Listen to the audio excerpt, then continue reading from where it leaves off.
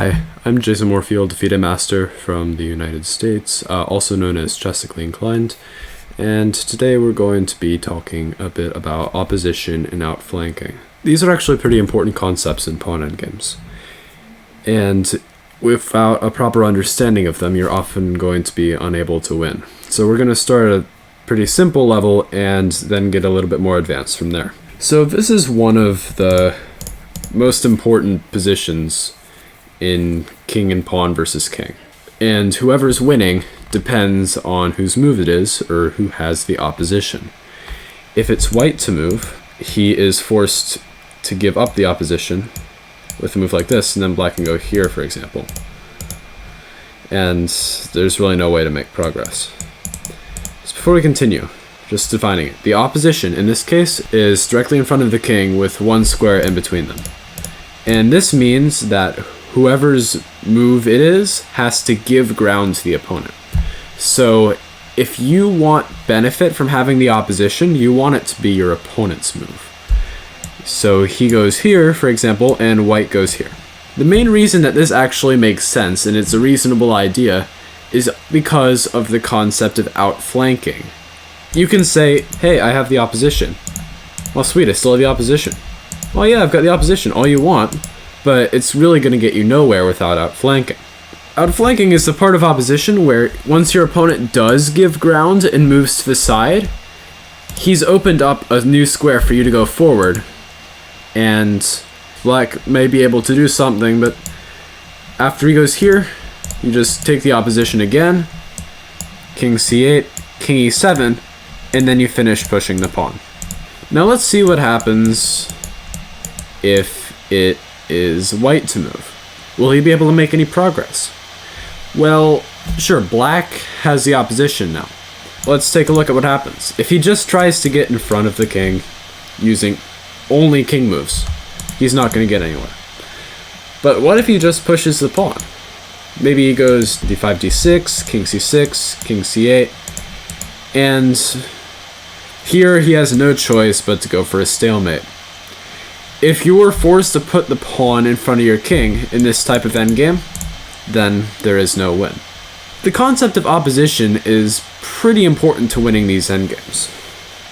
However, there's some more complicated parts to it that aren't as often talked about.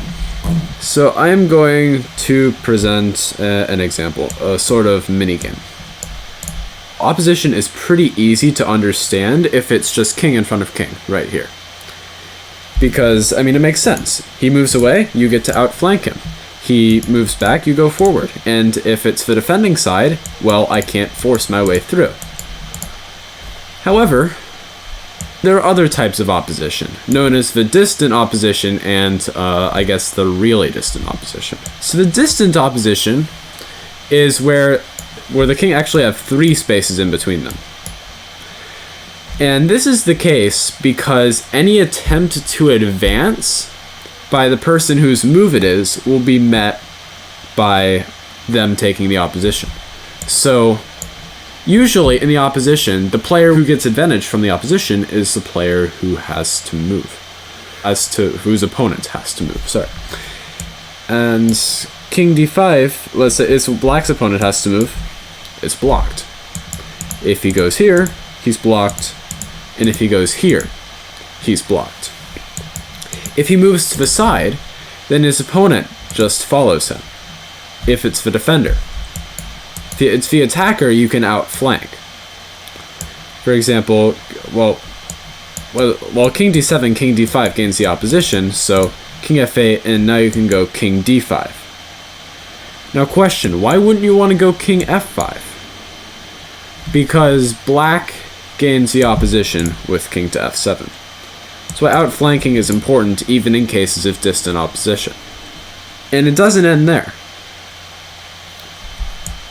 This is also the very distant opposition.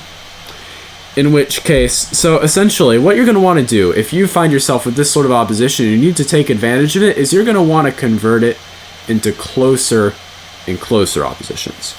So suppose black advances. You're going to want to convert it into the distant opposition and then the close opposition. And then you're just going to be able to get past the king. And if he moves to the side, you can go up and just make sure that he doesn't anything like that. You go up here, king f4, not king e4 because then king e6, and king d6, king f5. If king e6, then king e4. So this can be a pretty tricky concept to grasp initially, but I'm going to show you a couple examples. In the first case, we've got an endgame where black wins. This is a sort of mini-game. Black wins if he can prevent white from getting to the other side of the board before he reaches the opposing side. Or actually just prevent him, period. And white wins if he can get to the other side of the board. So in this case, the only way to win is by obtaining the distant opposition with king to e2. If black goes here, white begins to outflank. And he just has to be careful, in this case, that his opponent doesn't take the opposition. I mean, it's quite possible that in this here, king g4 is also a valid move, because black can't prevent the king from getting to the side of the board. So, the problem with the other main moves is, after anything besides king to e2 taking the distant opposition, black will be able to take the far distant opposition. So after king d1, for example, king d7. And now white can't really make any progress because any attempt to move forward will have black seizing a closer opposition. So white needs to begin with king to e2. And after this, black really doesn't have many right choices. Let's say he moves forward, because if he moves to the side, you just outflank him and go closer to the side of the board. So let's say he goes king to d7, and white plays king to d3. Now, black can advance, sure, but then white takes the close opposition, and then outflanks black, and he can reach the other side of the board by force. So yeah, I mean, you just gradually, in order to take advantage of a far distant opposition, you have to gradually convert it into closer and closer oppositions. So another puzzle in which this takes effect, along with the concept of outflanking, is this one. Now this looks like a really simple position to win, and in most cases it really would be. But for the purposes of this puzzle, you can actually only move your rook once. And since it's going to be hard to checkmate with the king, you're going to want that to be the last move. So go ahead and pause the video and see if you can work out, using the techniques of converting a distant opposition to a close one, whether you can force a win only moving the rook once. Alright.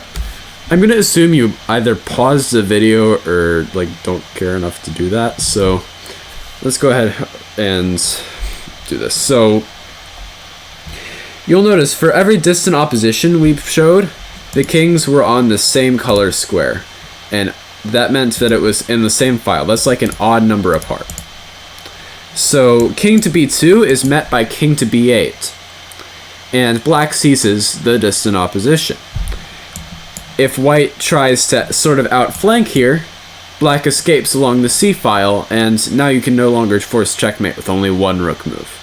You've got to keep the king confined to these two files. So, in this case, the only right move to play is king to a2. Black can try a couple of things, but in either case, white gets the opposition. So since after king a7, king a3, white gets the closer opposition, and king b7, king b3, white gets it again, I'm going to demonstrate how white wins after king to b8. So he takes the opposition, and now black decides to go back to a8, and this is where you use outflanking. When the king cannot cross the c-file, it's alright to obstruct it for one move. And say black goes here, This is the toughest defense because king b7, king b3, and you've got the closer opposition. King a7, king c4. And now if black plays king a6, you just continue outflanking with king c5. He can't go rook at king a5 because this is one move checkmate. This is one move you're allowed to make. And this just converts to the close opposition. So instead, suppose he plays king to b8. And now you're going to want to resist all temptation to do basically anything else, because the only winning move under the rules of this puzzle is to play king to b4, seizing the distant opposition. That's because if he crosses the c-file, then white's not going to be able to get back without obstructing the rook again, and thus forcing, black cross it, the c-file. And if he stays on the c-file, black crosses it. If he goes to b3 or b5, black takes either the distant or the close opposition. So this is actually the only way to do it. And now black's running out of options. He can go king a8 and allow white to continue outflanking with king c5. Or he can go king a7 or king b7, which I'll showcase. And now white's converted the distant opposition to a close one, and the end of the puzzle is near. King a6, rook a1, so black goes back. And the one rook move is checkmate. So, to recap, I hope this gave you a decent understanding of what the different types of opposition are, and how you can convert the weird, really far away ones to something close up and much more useful. This, as well as outflanking, is often important in a lot of pawn endgames, and I don't know a single pawn endgame you would win without the concepts of opposition and outflanking. This classic one being an important deal with the player who has to move does not get the result they want.